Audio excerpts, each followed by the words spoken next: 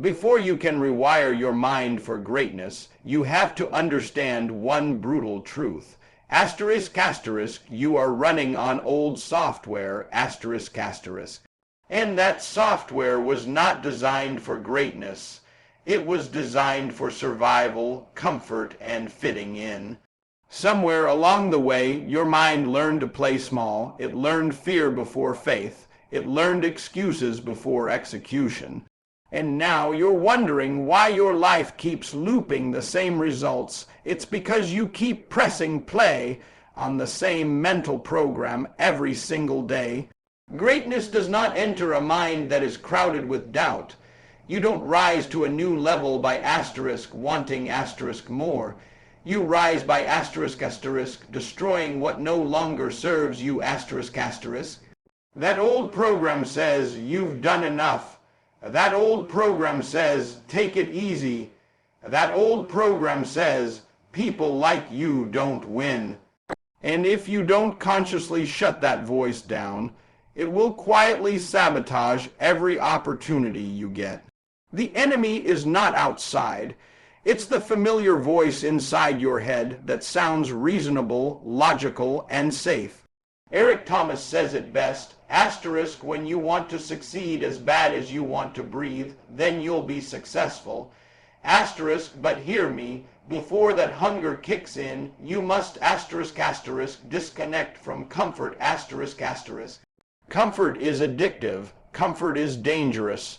Comfort convinces you that average is acceptable, and the moment average feels okay, greatness becomes impossible. Rewiring your mind starts with awareness. You've got to catch your thoughts in real time. When your mind says, I'll start tomorrow, you interrupt it. When it says, I'm tired, you challenge it. When it says, this is too hard, you remind it who's in control. You are not your thoughts. You are the one who chooses which thoughts get power. Great people don't have fewer negative thoughts. They just refuse to obey them. Killing the old program requires asterisk asterisk discipline without negotiation asterisk asterisk. That means doing what needs to be done even when every emotion in your body is screaming to stop. It means waking up early when nobody is watching. It means studying when others are scrolling. It means showing up tired, showing up scared, showing up uncertain, but showing up anyway. Every time you override the old habit, you weaken the old wiring, and every time you repeat the new behavior, you strengthen the new one. Let me be clear, this process is not comfortable. It feels like resistance because your brain is fighting to protect what's familiar. But familiarity is not the same as destiny. Just because something feels natural doesn't mean it's right. Just because you've always been this way doesn't mean you have to stay this way. Greatness demands asterisk asterisk intentional suffering now to avoid lifelong regret later asterisk asterisk. You have to starve the distractions that feed the old program. Too much social media, too many opinions, too much comparison, too much noise. You cannot hear your purpose in a loud mind. Rewiring requires silence, focus, and repetition. What you feed grows. What you starve dies. Feed your vision. Feed your discipline. Feed your hunger. Starve your excuses, and here's the shift. Once you kill the old program long enough, something powerful happens. The struggle becomes normal. Discipline becomes automatic. Excellence becomes expected. You stop asking, can I do this? And start saying, this is who I am. That's when greatness stops feeling forced and starts feeling natural. This is not about motivation. This is about asterisk asterisk identity asterisk asterisk. Kill the old program or it will kill your potential. There is no middle ground.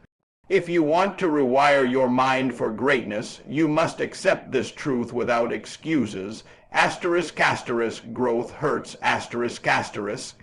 There is no path to greatness that avoids pain, no shortcut that skips struggle, no version of success that doesn't demand discomfort. Most people don't fail because they aren't talented, they fail because they are allergic to pain.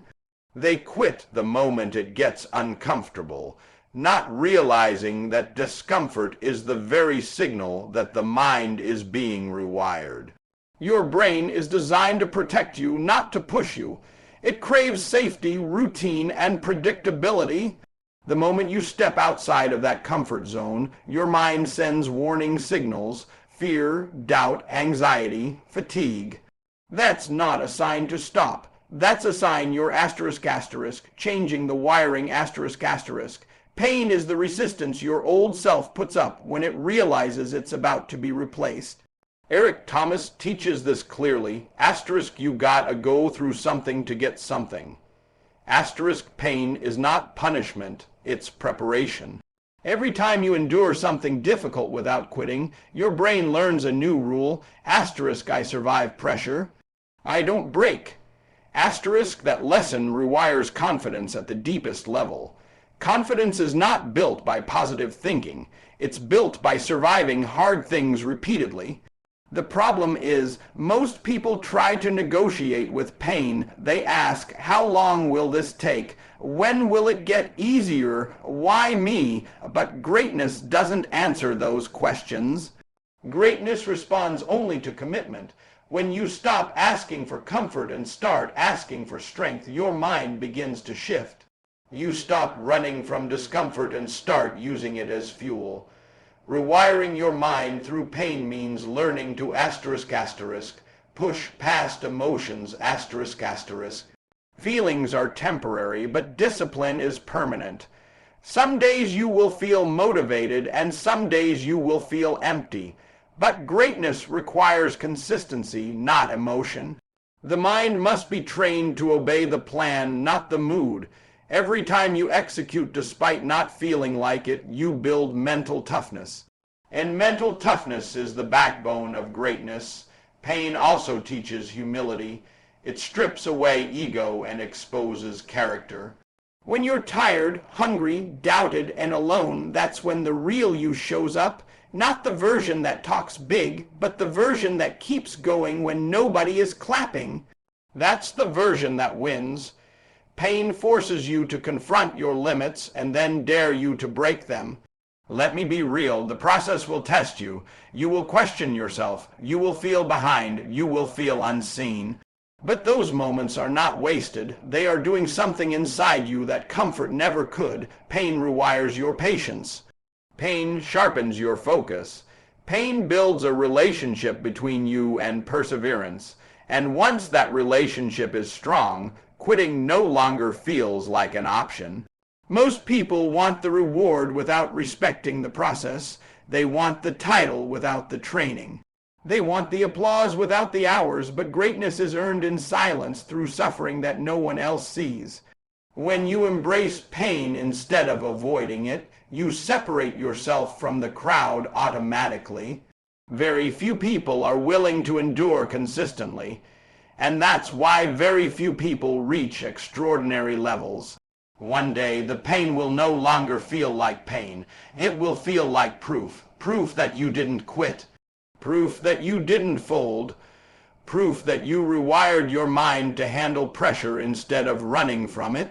And when challenges come in the future, you won't panic. You'll recognize the feeling and say, I've been here before, and I survived.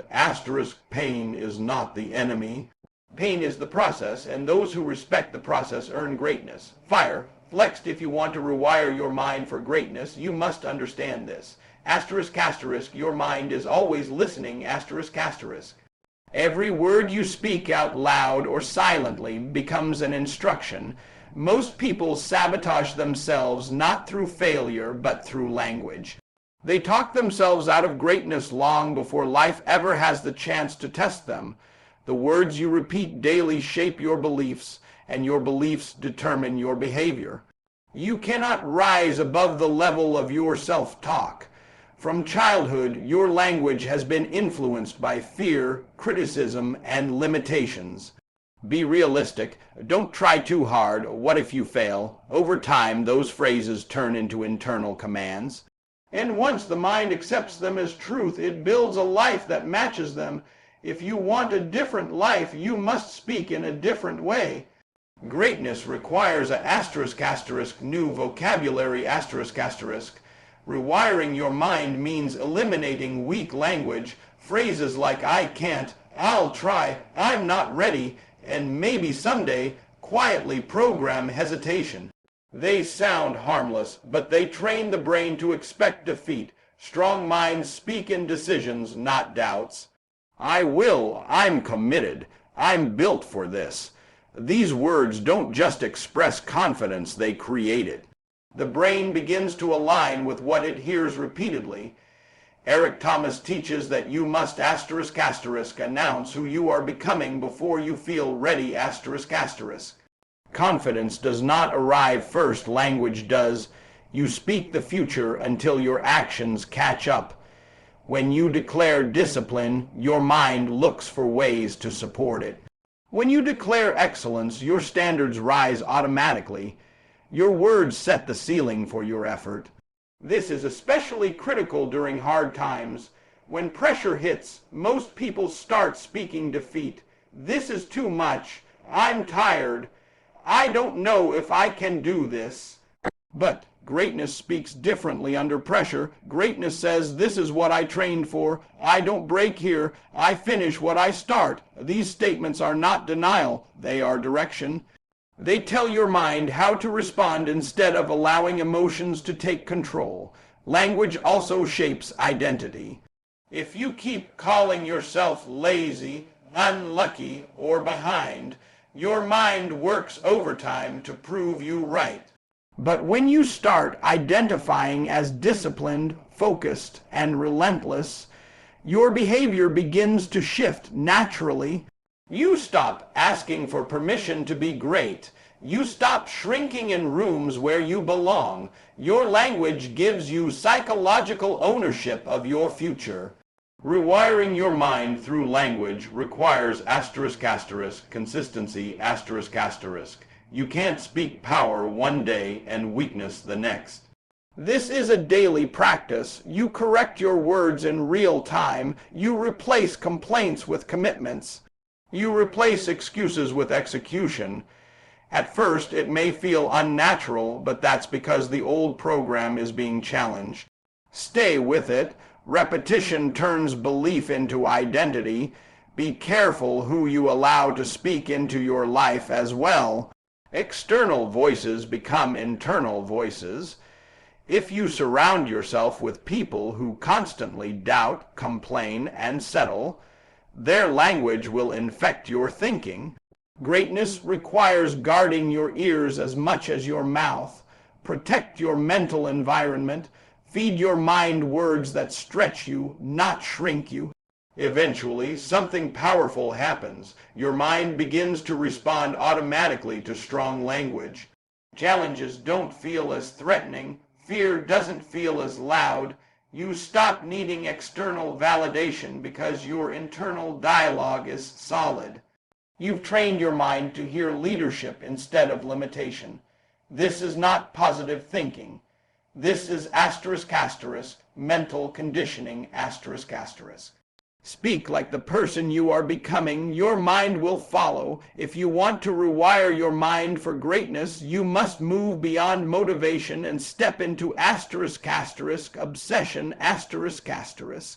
Motivation is emotional. It comes and goes. It shows up when things feel good and disappears when things get hard. Obsession, on the other hand, is rooted in identity. It's not based on mood. It's based on purpose. Greatness is never built on motivation alone. It's built on a relentless, non-negotiable commitment to the mission. Most people wait to feel ready. Obsessive people move regardless of how they feel. Eric Thomas teaches that when you want success as bad as you want to breathe, you don't need reminders, you need oxygen. That's obsession. It's when your goal is no longer something you chase. It's something you live with ***. You wake up thinking about it. You go to sleep planning for it. Your mind constantly asks, what more can I do? Not because someone told you to, but because quitting no longer fits who you are. Rewiring your mind through obsession means eliminating excuses at the root. You stop negotiating with time, energy, and comfort. You don't ask, do I feel like it? You ask, what needs to be done? Obsession creates clarity. There's no confusion about priorities because the mission decides for you. When others are distracted, you're dialed in. When others rest, you refine. When others quit, you refocus. Obsession is built through repetition, The mind learns through patterns. When you show up daily, especially on the hard days, you teach your brain that execution is automatic. Over time, discipline replaces decision making. You no longer debate whether to work. You just work. That's mental rewiring at the highest level. Excellence becomes your default setting. This level of commitment requires sacrifice. You will give up comfort, you will give up approval, you will give up instant gratification. People may call you extreme, selfish, or obsessed, and they'll be right. But greatness has always required what average people are unwilling to give. Obsession is the price of uncommon results. Here's the truth. Obsession doesn't mean burnout. It means alignment When your actions align with your purpose, energy increases instead of drains. You stop wasting mental energy on distractions that don't serve you. Your focus sharpens, your standards rise. You stop tolerating mediocrity in your habits, your environment, and yourself. Obsession also rewires how you respond to failure. Failure no longer discourages you. It instructs you. You don't take losses personally. You take them seriously. You adjust. You improve. You come back smarter. Obsessive minds don't dwell on setbacks because they're too committed to the destination. At some point, the shift becomes visible. People start calling you disciplined, focused, different. But what they're really seeing is a mind that has been conditioned through daily, relentless action. You didn't wake up this way, you trained for it, day by day, rep by rep, choice by choice, and eventually motivation becomes irrelevant. You don't need hype, you don't need reminders, you don't need external pressure. The work gets done because this is who you are now, The rewiring is complete. Greatness is not a feeling, it's a lifestyle. Choose obsession and let average wonder how you did it. Fire crown.